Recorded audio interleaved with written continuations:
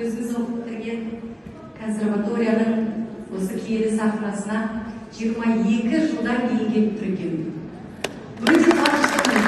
Осыған шақыру алып, енді біздің көбіне эстрада сахнасында жүргеннен кейін осы консерваторияны бітірдің, домбыраңды ұмытпа, домбыраңды үнемі қолына алып жүр деп ұстаздық үнемі жанашырлығын кегін білдіріп отыратын осы орайда Сәуле апамның орны менің өмірімде алар орны ерекше. Алғысымды білдіргім келеді. Көп рахмет. Осындай шуақты көп болсын. Қаламды шәкірттер шыға берсін жатырмын.